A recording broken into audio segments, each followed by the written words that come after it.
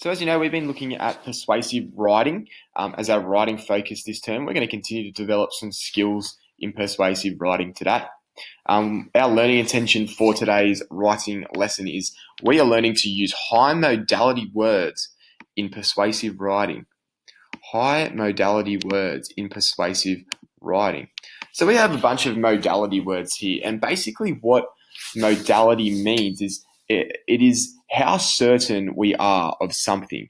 That's why there's a couple of different categories of modality words: low, medium, and high.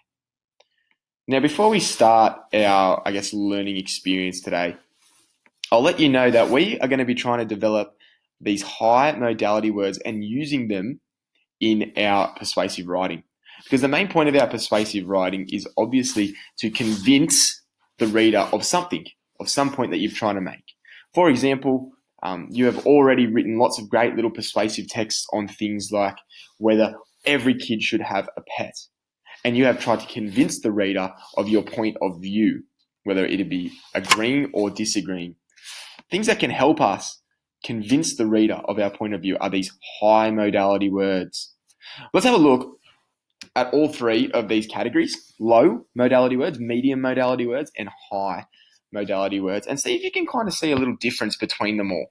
So low modality words include words like could, couldn't, doubtful, I think, maybe, might not, perhaps, possibly, potentially, rarely, sometimes, unsure.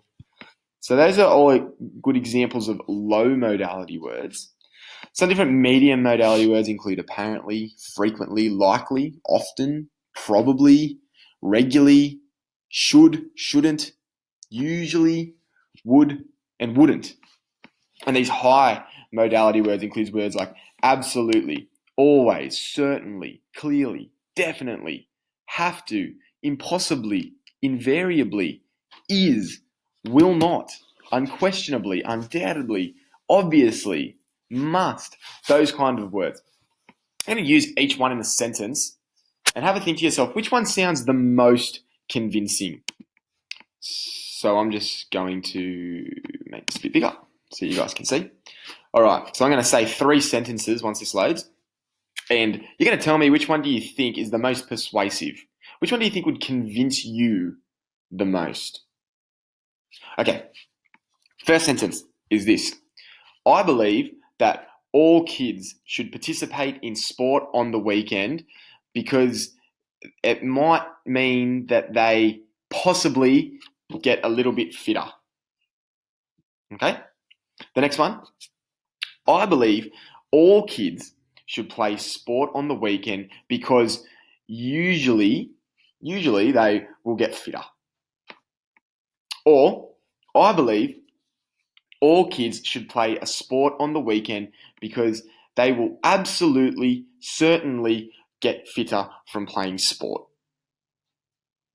Think to yourself, you can always rewind this video a little bit if you need to and listen to them again, but have a think, which of those 3 sentences sounded the most convincing?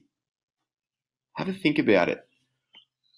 I think using these words like absolutely and certainly, these high modality words, make our persuasive writing sound much more convincing. So that's what we're going to be trying to do and working on skills where we can include these words, these high modality words, into our writing. What you guys are going to do is watch this video, this story. It's called Hey Little Ant. Now what I want you to do is just write a lot of important words, a list of the important words throughout this text. You can write that in the speaker notes down the bottom of this slide, or of the next slide, sorry. And just be writing down some of the important words throughout the text. Just to give you an idea of those modality words, whether they're low or medium or high, just write down the important words. So after you've completed that activity, you can go on to this one. This is a paragraph from the book itself. Now this is going to be typed up in your slides, just 2 slides down from this one that you're watching this video on.